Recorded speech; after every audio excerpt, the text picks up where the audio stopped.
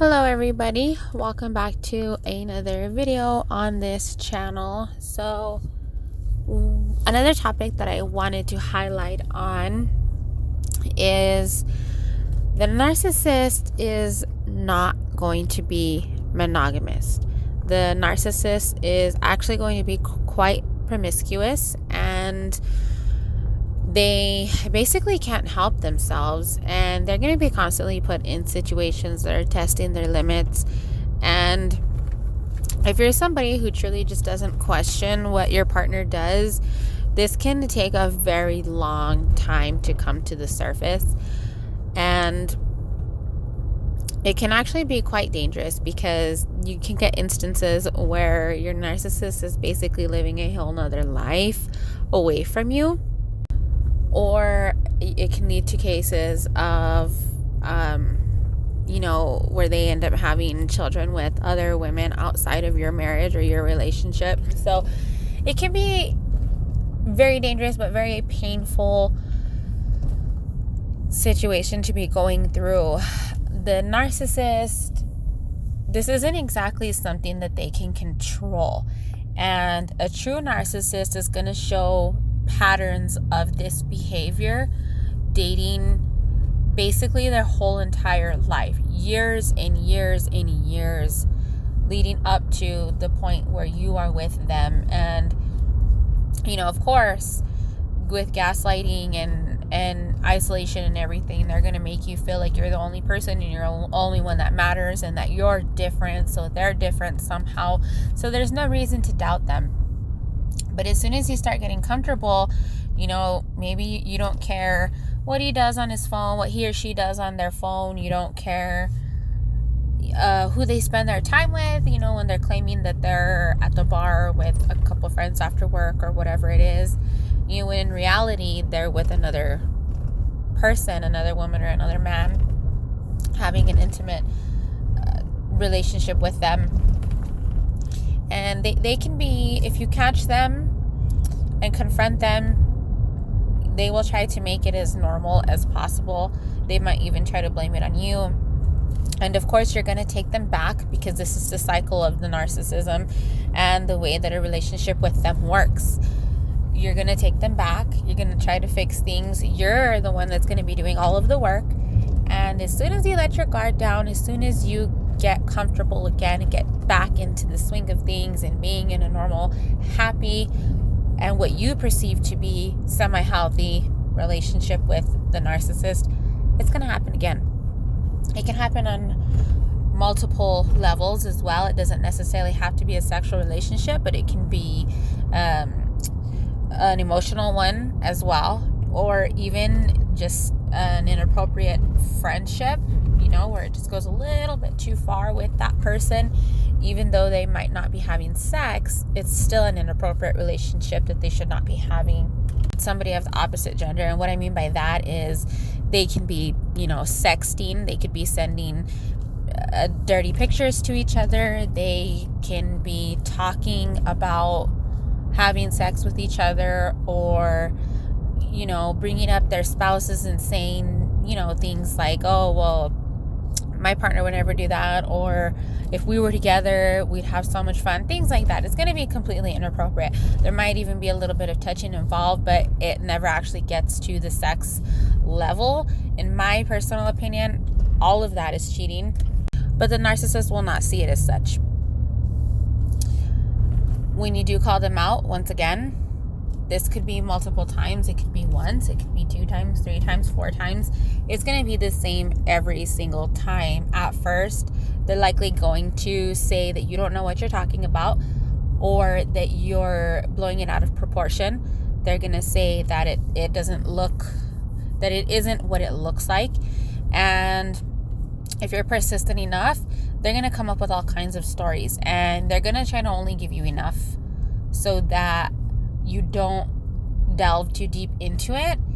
And if that doesn't work, they're going to come up with something else and something else until either you or they are comfortable with the answer that they gave you. And if they are dead set on not telling you anything else, then that's just the way it's going to be. And they're going to force you into a period of completely forgetting about it and never bringing it up again. You're never allowed to talk about it again. You're not allowed to be upset about it for more than just those couple of minutes that the actual confrontation is taking place. And if you do, they're going to hold it against you. And this is how it's going to be for everything. You know, they can, again, they'll go back into that cycle of love bombing you, where everything seems normal. You think that they're getting their shit together. They're behaving in a respectable way that a partner should be behaving in. And it's just going to completely start all over again. This is the cycle of narcissism. I call it a revolving circle because there's no way in and there's no way out. Once you're there, you're there. You can't get off. And it's just going to keep repeating and repeating as long as you stay in that relationship with that person. I have not personally had an experience with a narcissist who was not a serial cheater on their spouse, no matter the person that they were in the relationship with, no matter what it is. When you meet this person, they're going to have all kinds of excuses as to why they were never at fault in any of the relationships that they had in the past. And they're going to seem kind of weird. I'm going to give you an example. So in my narcissistic marriage, my partner, in the very beginning, I knew that he had been with this woman for a number of years. I didn't really go too deep into detail about the relationship. I knew her, I knew him, but not on a level of where I knew what it was like in the relationship. I knew there was a lot of jealousy going on and a lot of other things, but I couldn't understand it. I was always led to believe that she was crazy. And this is because this is the story that my partner had fed to everybody. And now at that time we were not dating. And that's the story that he made everybody believe, that it was all her, that she wasn't logical and she wasn't right in the head. And so I never thought about it. When it came time for them to split up, again, I didn't even go into detail about it. He told me what his side of it, and I never asked. So fast forward about 6 months later, when me and him finally decide to get into a relationship, he told me that he went away to work and she took all of the money and ran. He said, well, you know, I had just got a good job, that they managed to save up several $1,000s very quickly. And during the time that he was away, which had only been a period of maybe like about a month, he said that he had sent somebody to go pick up something from his house, some clothes or something like that. And they said, the house is empty, nobody's here. Like, what's going on?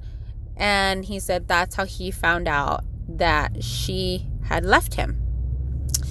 And thinking back on it, you know, at the time that I was being told all of these things, I was made to believe that he was doing good in the relationship and she left him when they finally got some money in the bank because she needed the money, so she took the money and ran.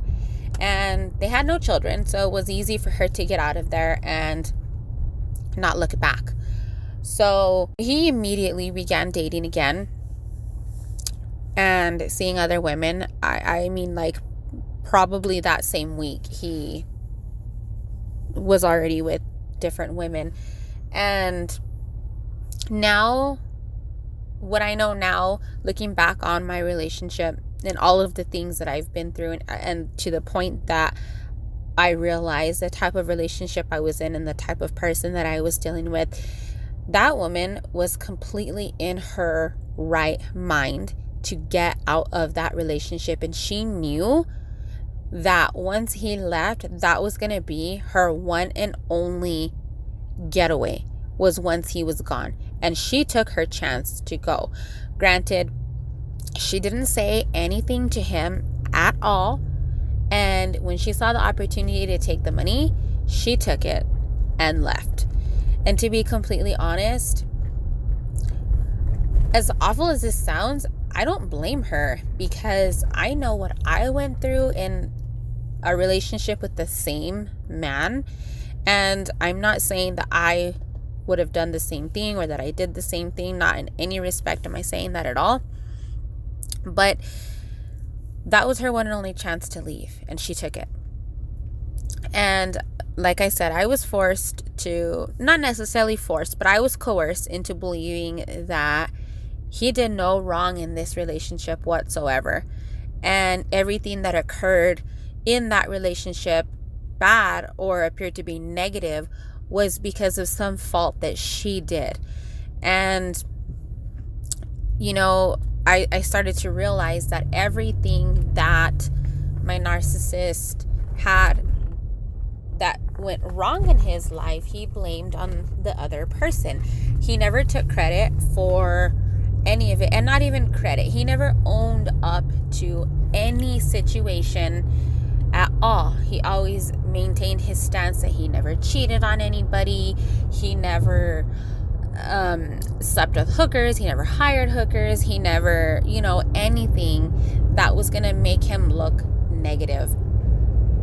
And I know now that was all a complete lie, because at the time I was the new supply and I needed to be fed all of this wonderful information about this fake person so that I could believe that he was a person. So anyway, that was way longer than I had intended it to be, but the narcissist cannot be in a monogamous relationship.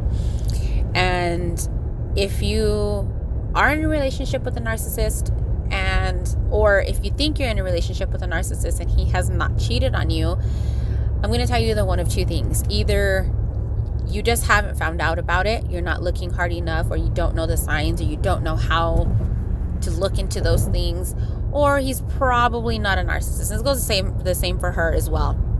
I have not met a narcissist to date, or a survivor of a narcissistic relationship that their partner did not cheat on them religiously. So I'm going to stop this here. Hopefully you guys got a little bit out of that, and I look forward to talking to you guys in the next one.